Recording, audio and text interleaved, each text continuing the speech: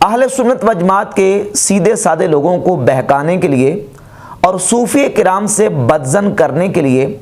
مرزا جو حملے کرتا ہے اور جن کتابوں پر بالخصوص اس نے حملے کر کے لوگوں کو علماء اور صوفیہ سے بدظن کرنے کی کوشش کی ہے، ان میں سے ایک کتاب تذکرۃ الاولیاء، اور تذکرۃ الاولیاء میں سیدنا بایزید بسطامی رحمۃ اللہ کے حالات زندگی میں جو چیزیں شیخ فرید الدین عطار رحمۃ اللہ علیہ نے بیان کی ہیں، ان میں خیانت، دھوکہ دہی اور دجل سے کام لیتے ہوئے اس میں جو ہے وہ فراڈ کر کے اس کا مفہوم غلط کر کے پیش کر کے لوگوں کو گمراہ کرنے کی کوشش کرتا ہے۔ سب سے پہلے یہ بات یاد رہے کہ تذکرۃ الاولیاء میں سیدنا تیفور ابن عیسیٰ بایزید بسطامی رحمۃ اللہ کے حالات زندگی جو لکھے گئے ہیں، بایزید بسطامی کون ہیں؟ بایزید بسطامی دوسری اور تیسری صدی ہجری کے وہ بزرگ ہیں، دوسری اور تیسری صدی کی ہجری کے اندر یہ وہ اولیاء اللہ میں سے ہیں کہ جن کی ولایت پر امت کا اجماع ہے۔ تمام اہل سنت و جماعت مانتے ہیں، اور جو اپنے آپ کو کم از کم اہل سنت ہونے کا دعوے دار ہیں اور اپنے آپ کو اہل سنت کہتے ہیں، سب مانتے ہیں کہ بایزید بسطامی تیفور ابن عیسیٰ رحمۃ اللہ کے ولی گزرے ہیں۔ حتیٰ کہ اہل تشیع بھی ان کو اللہ کا ولی مانتے ہیں۔ ایک ایران کے مشہور ریسرچر ہیں عبدالرفیع حقیقت، یہ انہوں نے 500 صفحے کی مستقل کتاب لکھی ہے، سلطان العارفین بایزید بسطامی رحمۃ اللہ تعالی علیہ۔ تو سنی شیعہ دونوں متفق ہیں کہ بایزید بسطامی رحمۃ اللہ علیہ اللہ کے ولی ہیں، اور بڑے بڑے آئمہ، محدثین اور بڑے بڑے مقتدر شخصیات نے بایزید بسطامی رحمۃ اللہ علیہ کی توثیق کی ہوئی ہے۔ یہ دیکھیں، یہ کتاب ہے سیر اعلام النبلاء، حافظ ذہبی کی، جلد نمبر 10، صفحہ نمبر 263 اور 264 پہ، جہاں بایزید بسطامی رحمۃ اللہ کا تذکرہ لکھا ہے حافظ ذہبی نے، تو اس طرح شروع کیا ہے: سلطان العارفین ابو یزید تیفور بن عیسیٰ بن سروشان البسطامی، احد الزہاد، یعنی زاہدوں میں سے ایک، سلطان العارفین۔ اور اس کے علاوہ یہ کتاب ہے شعب الایمان، شعب الایمان کی جلد نمبر 2 اور جلد نمبر 2 کے صفحہ نمبر 301 پر امام ابو بکر احمد ابن الحسین بہقی رحمۃ اللہ علیہ نے سیدنا بایزید بسطامی رحمۃ اللہ کے باقاعدہ سے اقوال ذکر کیے ہیں۔ اس کے علاوہ یہ کتاب ہے صفات الصفوہ، امام ابن الجوزی علیہ رحمہ کی کتاب، اس میں امام ابن الجوزی نے صفحہ نمبر 754 پر ذکر المصطفین من اہل بسطام، جو بسطام کے چنے ہوئے بزرگ ہیں، 2 بزرگوں کا ذکر کیا ہے، اور ان میں سے ابو یزید البسطامی یعنی تیفور ابن عیسیٰ رحمۃ اللہ کا انہوں نے تذکرہ کیا ہے۔ اس کے علاوہ امام ابن حجر عسقلانی رحمۃ اللہ کی یہ کتاب ہے لسان المیزان، جلد نمبر 3 صفحہ نمبر 214 اور 215 پر سیدنا بایزید بسطامی رحمۃ اللہ کا تذکرہ کیا اور رضی اللہ تعالی عنہ کے الفاظ کے ساتھ ان کا ذکر کیا، اور ان کے لیے دعائیہ کلمات امام ابن عسقلانی رحمۃ اللہ علیہ نے ذکر فرمائے۔ اس کے علاوہ یہ غیر مقلدین کے بہت معروف عالم ہیں عبداللہ روپڑی، ان کا فتاوی اہل حدیث ہے، جلد نمبر 1 صفحہ نمبر 52 پر سیدنا بایزید بسطامی رحمۃ اللہ کا ان کلمات کے ساتھ انہوں نے تذکرہ کیا ہے کہ سلطان شیخ ابو یزید بسطامی رحمۃ اللہ جو مشائخ میں سلطان العارفین کے لقب سے پکارے جاتے ہیں۔ اس کے علاوہ امام ذہبی نے میزان الاعتدال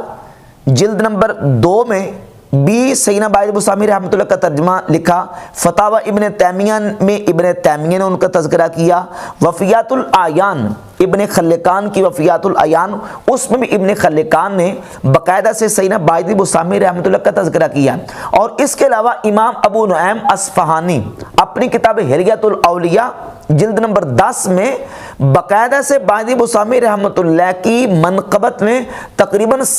3 سطریں اور 15 کے قریب القابات سیدنا بایزید بسطامی رحمۃ اللہ کے انہوں نے ذکر فرمائے۔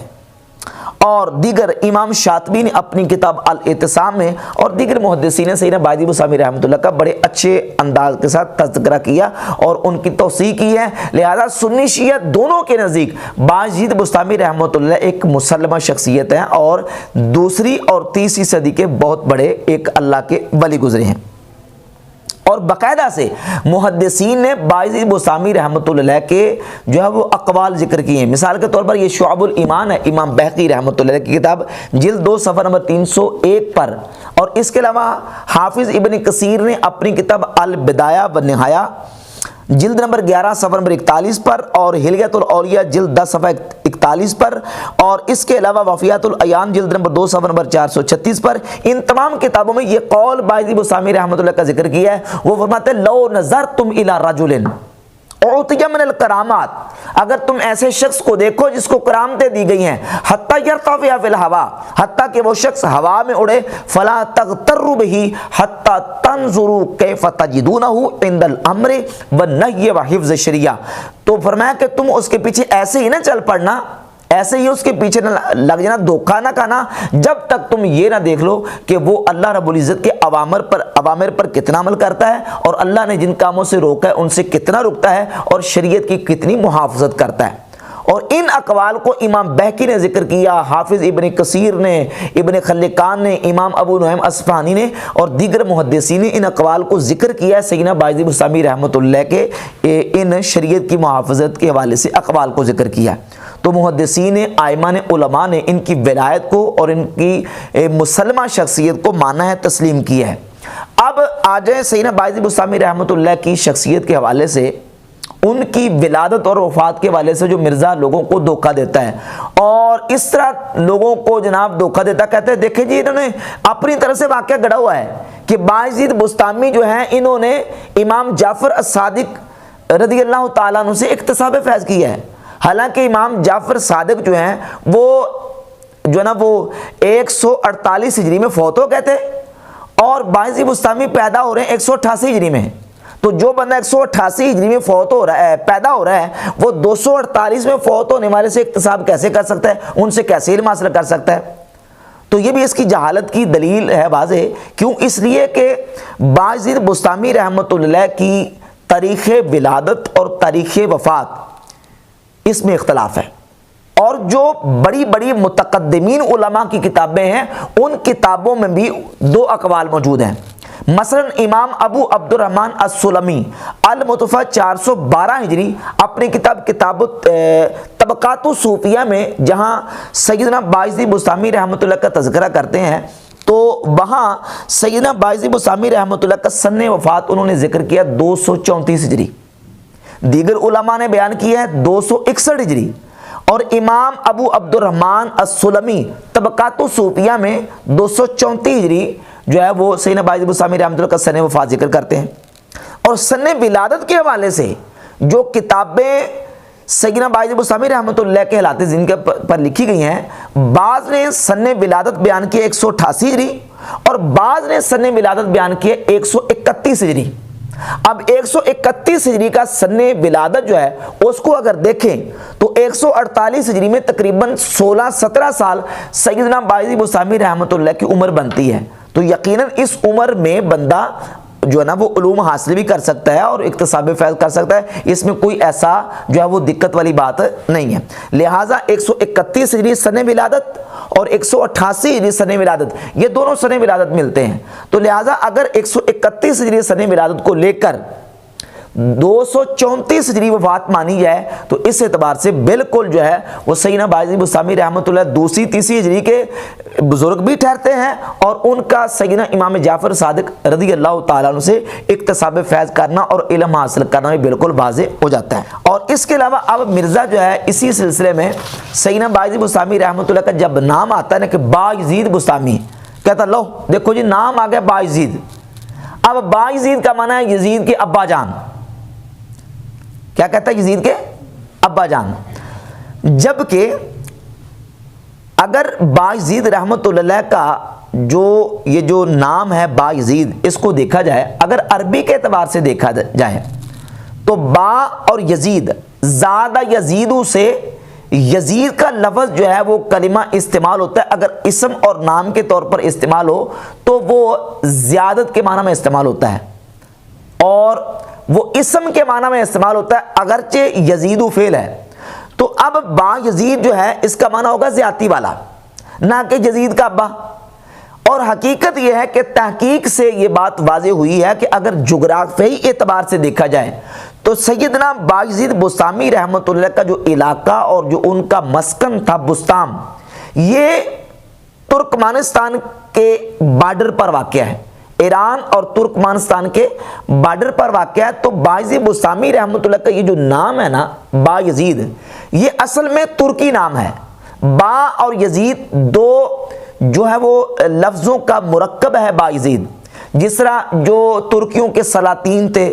سلطان بایزید اول، بایزید دوم، بایزید سوم، تو وہ چونکہ ترکیوں کے سلاطین تھے تو وہ ترکی میں یہ بایزید کا جو لفظ ہے، جو نام ہے، یہ استعمال ہوتا ہے۔ با کا معنی ہے ابید، سفید، گورا، اور یزید کا معنی ہے البطل یعنی جوان آدمی، تو بایزید کا معنی ہے البطل الابید یعنی جوان اور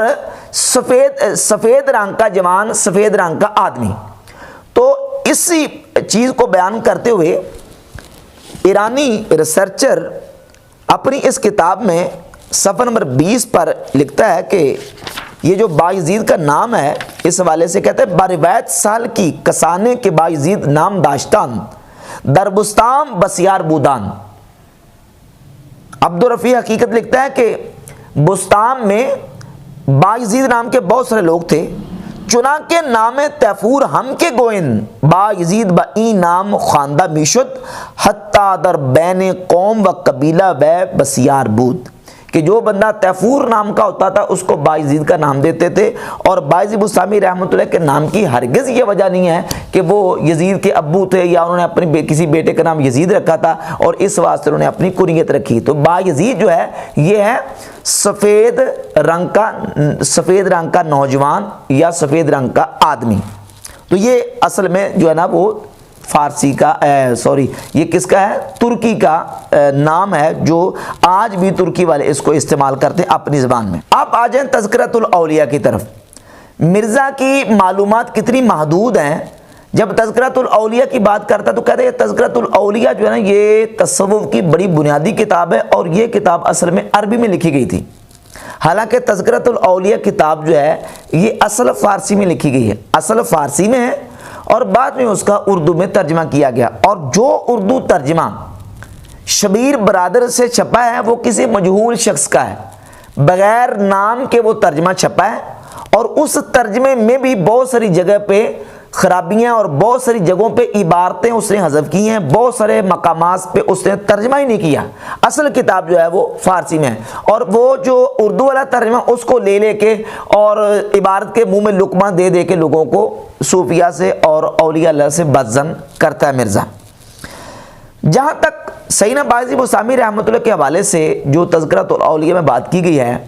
بالخصوص جو عنوان ہائی لائٹ کرتا ہے مرزا، اس میں سے ایک عنوان کرتا ہے ہائی لائٹ جی بایزید بسطامی کی معراج۔ اے لو جی دیکھو جی بایزید بسطامی کی معراج، کہتا ہے جی ہم تو مانتے ہیں نبی صلی اللہ علیہ وآلہ وسلم کی معراج، کہ اللہ تعالیٰ نے نبی علیہ الصلوۃ والسلام کو معراج عطا فرمائی ہے، اور یہ مانتے ہیں جی بایزید بسطامی کو بھی اللہ تعالیٰ نے معراج عطا فرمائی، اور فزیکلی مانتے ہیں، یہ لفظ اس نے کئی اپنے بیانات میں کہا ہے، فزیکلی مانتے کہ جسمانی طور پر ہوئی ہے۔ لعنت اللہ علی الکاذبین، جھوٹوں پر خدا کی لعنت ہے۔ نہ تو ہم یہ مانتے ہیں کہ فزیکلی طور پر ہوئی ہے، اور نہ ہی ہماری کسی کتاب میں یہ بات موجود ہے، نہ ہی تذکرۃ الاولیاء میں، بلکہ تذکرۃ الاولیاء میں جس کتاب کے جس ایڈیشن کے یہ حوالے دیتا ہے اس میں باقاعدہ لکھا ہے کہ بایزید بسطامی رحمۃ اللہ خود کہتے ہیں کہ اللہ رب العزت نے مجھے روحانی طور پر یہ سارا معاملہ عطا فرمایا۔ اور بایزید بسطامی رحمۃ اللہ کی روحانی معراج کا منامی یعنی خواب میں اپنی روح کو انہوں نے جب بلند ہوتے دیکھا، وہ صرف تذکرۃ الاولیاء میں نہیں ہے بلکہ محدثین کی کتابوں میں ہے۔ مثلا یہ کتاب ہے امام ابن الجوزی کی صفت الصفوہ۔ امام ابن الجوزی نے اپنی کتاب صفت الصفوہ میں جہاں بایزید بسطامی رحمۃ اللہ کا تذکرہ کیا تو صفحہ نمبر 756 پہ لکھتے ہیں کہ بایزید بسطامی فرماتے ہیں رأیت رب العزت تبارک و تعالی فی المنام، میں نے اپنے رب عز و جل کو خواب میں دیکھا۔ اور اگلی جگہ پہ لکھتے ہیں اورجا قلبی الی السماء، میرے دل کو آسمانوں کی طرف بلند کیا گیا۔ اور متعدد یہ چیزیں انہوں نے نقل کی ہیں کہ بایزید بسطامی رحمۃ اللہ کا یہ جو معاملہ تھا معراج کا، وہ روحانی طور پر اور سوئے ہوئے حالت میں تھا، جاگتے ہوئے، اور فزیکل طور پر نہیں تھا۔ اور اس کے علاوہ امام شاطبی نے اپنی کتاب الاعتصام میں بھی اس کو ذکر کیا، جو باجی بستامی رحمۃ اللہ فرماتے کہ میں نے خواب میں اللہ رب العزت کا دیدار کیا۔ اور امام ابو طالب مکی رحمۃ اللہ علیہ نے اپنی کتاب قوت القلوب میں، اور امام ملا علی قاری رحمۃ اللہ علیہ نے اپنی کتاب شرح فقہ الاکبر میں بھی اس کو بیان کیا کہ باجی بستامی رحمۃ اللہ علیہ نے خواب میں روحانی طور پر اپنے آپ کو دیکھا کہ انہوں نے اللہ رب العزت کا دیدار کیا اور اللہ رب العزت کی زیارت کی۔ اور یقیناً خواب میں اللہ رب العزت کو دیکھنا یہ درجنوں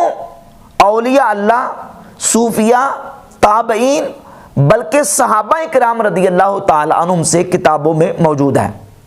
سیدنا ابو بکر صدیق رضی اللہ تعالیٰ عنہ سے امام ابن ابی العاصم اپنی کتاب السنہ روایت نمبر 488 لے کے آئے۔ ابو بکر صدیق رضی اللہ تعالیٰ عنہ فرماتے ہیں کہ سب سے بہتر بندے کا خواب یہ ہے کہ بندہ خواب میں اپنے رب کو دیکھے، یا نبی پاک صلی اللہ علیہ وآلہ وسلم کی زیارت کرے، یا اپنے ایمان پر فوت ہونے والے والدین کی خواب میں زیارت کرے۔ یہ سب سے بہترین خواب ہے۔ سب سے بہتر کیا ہے کہ اللہ کی زیارت کرے خواب میں۔ امام ابن ابی العاصم کتاب السنہ روایت نمبر 488 لے کے ہے۔ اور اس کے علاوہ سیدنا امام حسن مجتبی رضی اللہ تعالیٰ عنہ سے امام ابن ابی یعلا اپنی کتاب مسند ابی یعلا میں روایت لے کے ہے، روایت کا نمبر ہے 6761۔ سیدنا امام حسن مجتبی رضی اللہ تعالیٰ عنہ فرماتے ہیں کہ میں نے خواب میں اللہ رب العزت کو دیکھا۔ اس کے علاوہ امام رقبہ بن مسکلہ تابی وہ فرماتے ہیں کہ میں نے خواب میں اللہ رب العزت کو دیکھا۔ یہ کتاب المعجم الاوسط امام طبرانی کی جلد نمبر 2 صفحہ نمبر 331 پر، اور یہی واقعہ جو ہے وہ امام ابن حبان اپنی کتاب الثقات میں لے کے ہے۔ امام رقبہ بن مسکلہ تابی کہتے ہیں کہ میں نے خواب میں اللہ رب العزت کو دیکھا۔ امام محمد بن سیرین رحمۃ اللہ تعالی علیہ کا جو نا وہ بیان امام دارمی المتوفیٰ 255 ہجری اپنی کتاب سنن الدارمی میں لے کے آئے۔ امام محمد بن سیرین فرماتے ہیں رقم نمبر 2150، من رأى ربہ فی المنام دخل الجنہ، جس نے خواب میں رب العزت کو دیکھا وہ جنت میں داخل ہوگا۔ امام ابن حجر عسقلانی فتح الباری شرح صحیح بخاری جلد 12 صفحہ نمبر 479 پہ لکھتے ہیں جوز اہل التعبیر رؤیت الباری عز وجل فی المنام مطلقاً، تمام اہل تعبیر نے مطلقاً خواب میں اللہ رب العزت کو دیکھنے کو جائز قرار دیا۔ امام نووی رحمۃ اللہ علیہ شارح صحیح مسلم وہ لکھتے ہیں کہ اتفق العلماء علی جواز رؤیت اللہ تعالی فی المنام وصحتها، تمام علماء اس کے جواز پر متفق ہیں کہ خواب میں اللہ رب العزت جل شانہ کو بندہ دیکھ سکتا ہے۔ بلکہ ابن تیمیہ اپنی کتاب بیان و تلبیس الجامعہ صفحہ 73 اور 74 پہ لکھتا ہے کہ ما زال الصالحون وغیرہم یرون ربہم فی المنام، ہمیشہ سے صالحین خواب میں اللہ رب العزت کو دیکھتے ہیں، وَيُخَاطِبُهُمْ، اور اللہ رب العزت سے خواب میں کلام بھی کرتے ہیں۔ وَمَا أَظُنُّ عَاقِلًا يُنْكِرُ ذَلِكَ، ابن تیمیہ لکھتا ہے کہ میں کسی عقل مند کو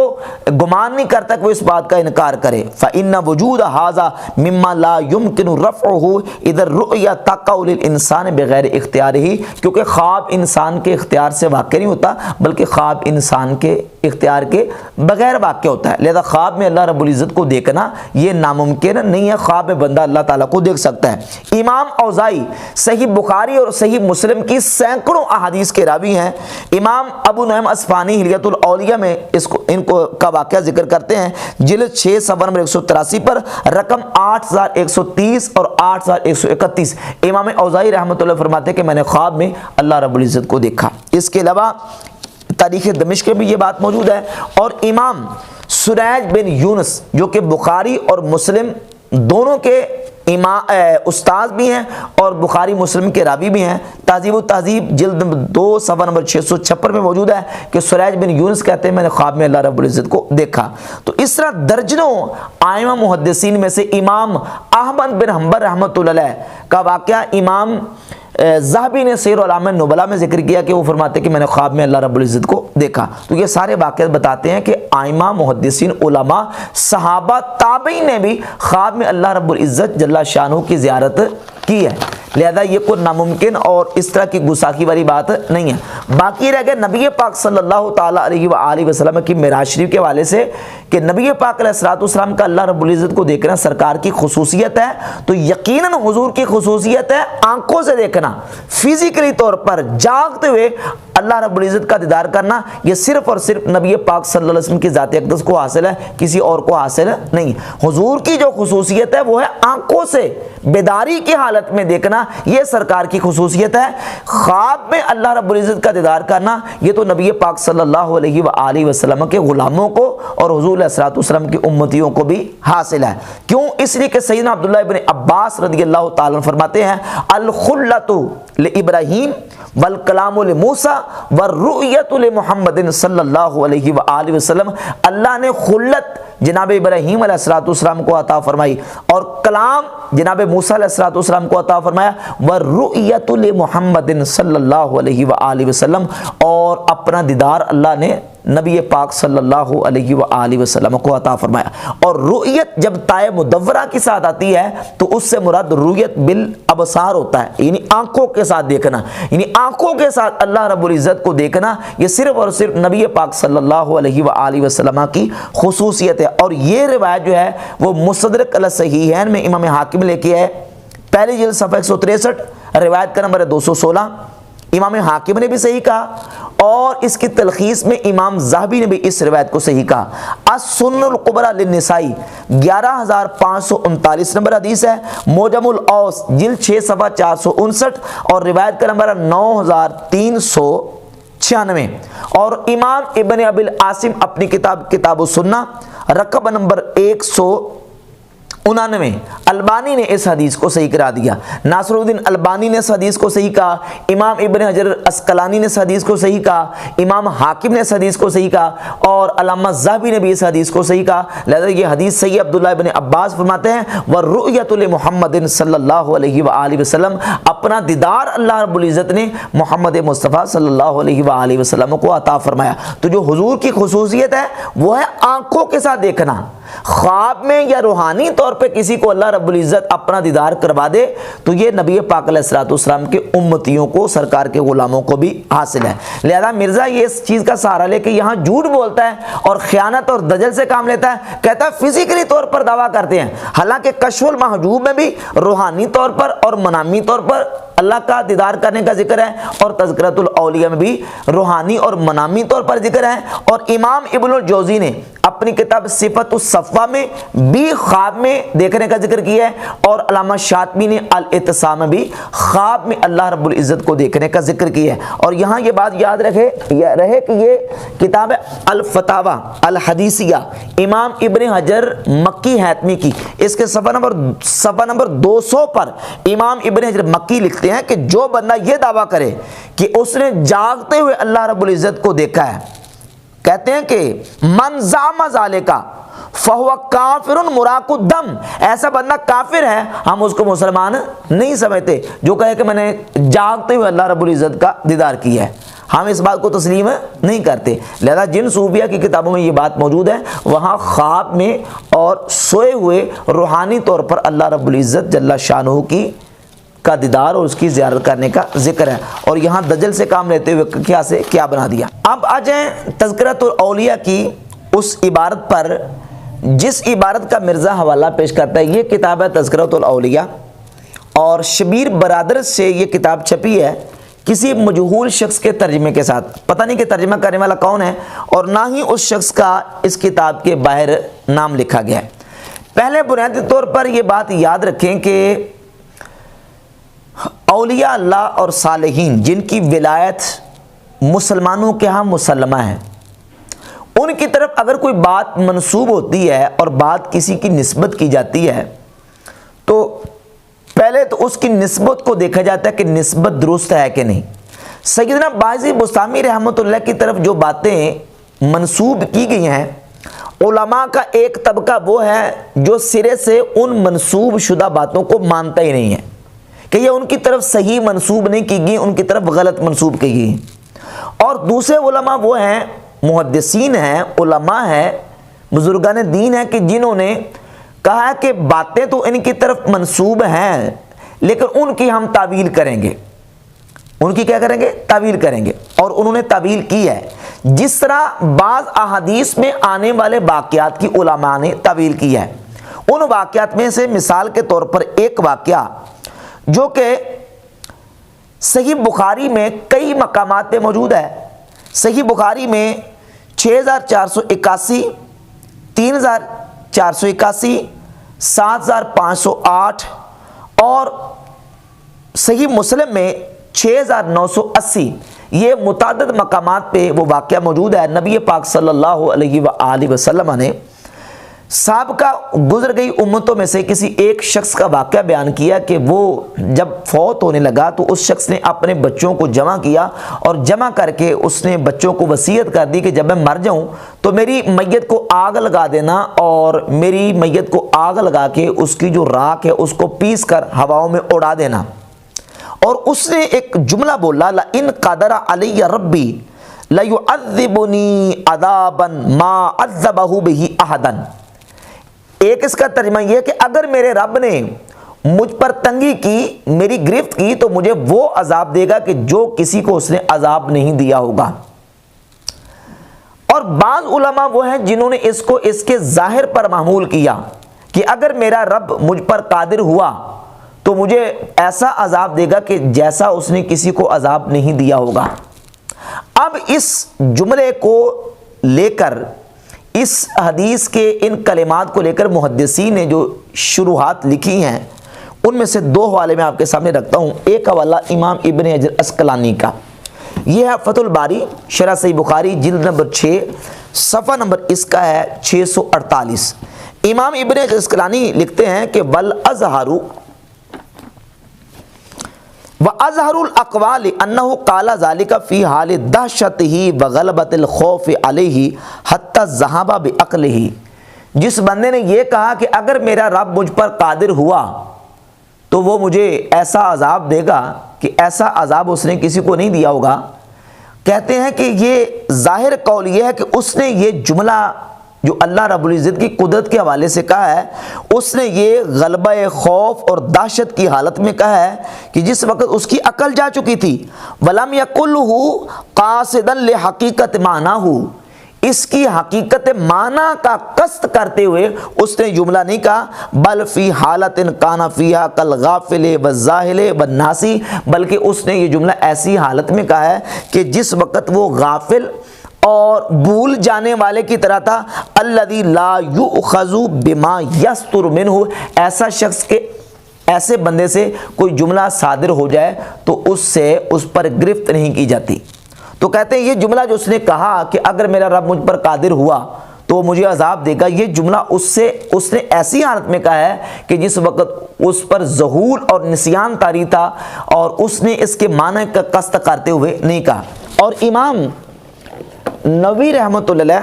شرح صحیح مسلم کی جلد نمبر 17 صفحہ نمبر 71 پر لکھتے ہیں وَقَالَتْ طَائِفَةٌ اللَّفْظُ عَلَى ظَاهِرِهِ، ایک گروہ نے یہ کہا، علماء کے ایک محدثین کے گروہ نے، کہ لفظ اپنے ظاہر پر ہے، وَلَكِنْ قَالَهُ هَذَا الرَّجُلُ وَهُوَ غَيْرُ ضَابِطٍ لِكَلَامِهِ، کہ جس شخص نے یہ جملہ کہا ہے تو یہ جملہ اس نے اس وقت کہا ہے کہ جس وقت وہ اپنے کلام کو ضبط نہیں کر سکا۔ وَلَا قَاصِدٍ لِحَقِيقَتِهِ، لحقیقت معنی ہو، اور نہ ہی اس کے معنی کی حقیقت کا وہ قصد اور ارادہ کرنے والا تھا، وَمُعْتَقِدٍ لَهَا، اور نہ ہی اس کا اعتقاد رکھنے والا تھا، بل قَالَهُ فِي حَالَةٍ غَلَبَ عَلَيْهِ فِيهَا الدَّهْشُ وَالْخَوْفُ وَشِدَّةُ الْجَزَعِ، بلکہ اس نے ایسی حالت میں یہ جملہ کہا کہ جس وقت اس پر خوف اور جزع کی شدت تھی، بحیث و ذہب تیقظہ و تدبر ما یقولہ، اس حیثیت سے کہ اس وقت اس کا تدبر، سوچ، فکر اور غور و فکر کرنے کی صلاحیت وہ کھو بیٹھا تھا۔ فصار فی معنی الغافل والناسی، تو وہ شخص جو ہے وہ بھول جانے والے اور غافل شخص کے معنی میں ہو گیا۔ وَهَذِهِ الْحَالَةُ لَا يُؤَاخَذُ فِيهَا، اور ایسی حالت میں بندے سے بندے پر مواخذہ نہیں کیا جاتا، گرفت اور پکڑ نہیں کی جاتی۔ یہ واقعہ بیان کر کے محدثین نے حدیث کی شروعات میں اس کی تعویل کی ہے کہ اس نے یہ جملہ حالت جو محو غیبت میں اور شدت جو نا وہ خوف اور دہشت کی حالت میں کہا، اور اس کی وجہ سے، اس جملے کی وجہ سے اس پر کوئی گرفت نہیں کی گئی، شریعت اس پر گرفت نہیں کرتی۔ اب سیدنا بایزید بستامی رحمۃ اللہ علیہ کا جو حالت غیبت و محو میں یہ جملہ کہنا کہ سبحانی ما اعظم شانی، میں پاک ہوں، میری جو ذات ہے وہ پاک ہے، میری کتنی عظیم شان ہے، اور لوائی اعظم من لوائے محمد، میرا جھنڈا محمد صلی اللہ علیہ وآلہ وسلم کے جھنڈے سے جو ہے وہ بڑا ہے۔ یہ جملہ انہوں نے جب کہا، اسی تذکرۃ الاولیاء کے صفحہ نمبر 102 پہ یہ بات موجود ہے کہ سیدنا بایزید بستامی رحمۃ اللہ علیہ نے جب یہ جملہ ان کی زبان سے نکلا تو اپنی حالت سے جب وہ درست ہوئے تو ان کے مریدوں نے ان سے کہا کہ آپ نے تو یہ جملہ بولا ہے، تو کہا کہ فرمایا کہ مجھے تو علم نہیں کہ میں نے ایسا کوئی جملہ کہا ہو، لیکن آئندہ اس قسم کا جملہ میری زبان سے نکل جائے تو مجھے قتل کر ڈالنا۔ بات سمجھ آ رہی ہے؟ کیا کہا؟ مجھے قتل کر ڈالنا۔ معلوم ہوا کہ یہ جملہ اور اس طرح کے